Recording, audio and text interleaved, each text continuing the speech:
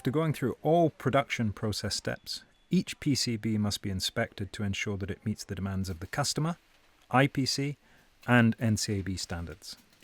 The first step is the visual checking, where we are looking for any cosmetic defects or damage to the PCB that could affect meeting the agreed demands or pose a risk to product functionality.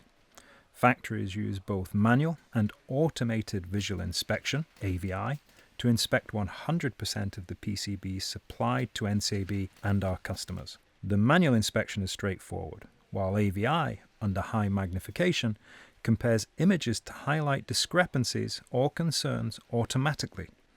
AVI is crucial for detecting issues in smaller PCBs, but the inspector's skill is still essential for judgment. The challenge is that different customers have varied demands, making it hard for factories to determine what is acceptable.